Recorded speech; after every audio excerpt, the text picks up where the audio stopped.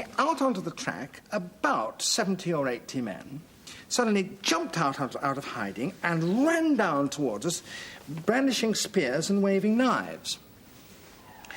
And to say I was alarmed is to put it mildly. What actually happened was that I walked towards this screaming horde of men, and I stuck out my hand and I heard myself say, "Good afternoon."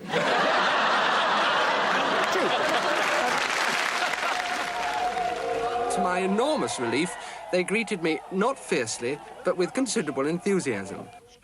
People obviously know David very well from his role in front of the camera. I think they probably don't realise he introduced colour television to the BBC, famously on Pot Black, and then went on and became managing director of television and commissioned some of the very early famous landmark series, Civilization, Ascent of Man, and since then a sort of endless career of television jewels, really.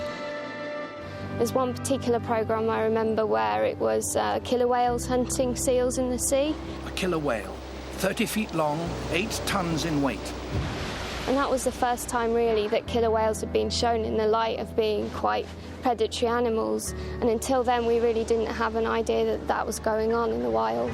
As long as the sea lions stay well up the beach, you might think they would be safe. But the hungry whales are very daring. One of the things that makes David's contribution so unique is his voice. It's this beautiful, calm voice that has become the voice of nature. We've grown up with it. But underlying it, he tells you the truth of nature. Suddenly, an image from our remote past comes vividly to life. That crucial moment when our far distant ancestors took a step away from being apes and a step towards humanity.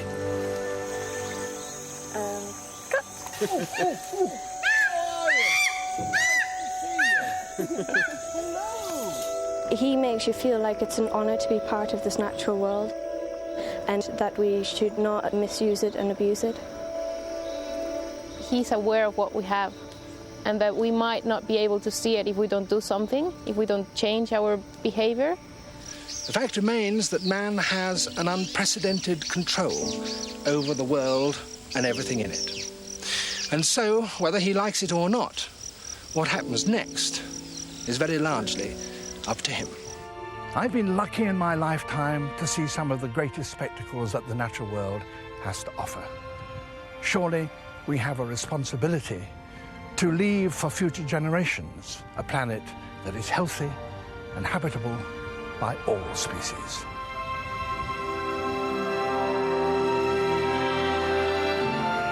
David is near to completing an extraordinary portrait of the natural history of planet Earth. It's a complete masterpiece of work. And at the moment, I think he would say he's completing the last piece, which is Life in Cold Blood, the reptiles and the amphibians. And he's saying that he's about to retire. I'd be surprised. The thermal imaging camera is showing my face as red and orange. That's because it's warm. I'm a mammal. There's just one chick. These arrows and this bow belong to a man who's never seen a European face. Just look at this. 6 feet beneath the surface of the Earth. Because I, at the moment, am flying. And top of the menu right now is salmon.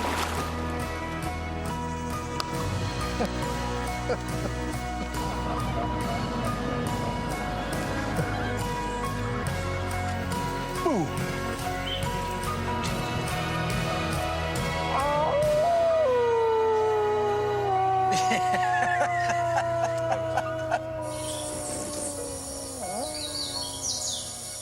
And he was right on time. Ladies and gentlemen, the recipient of this year's Special Recognition Award is the very great Sir David Attenborough.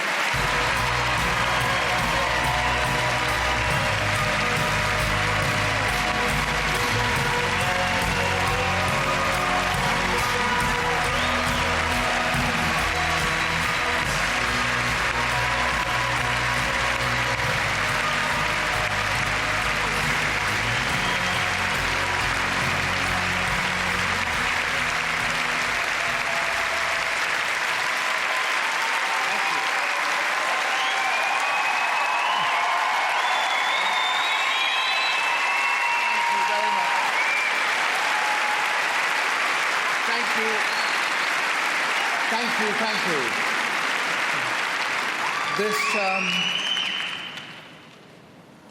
This world here seems a very different world from the penguins and the gorillas and polar bears and birds of paradise.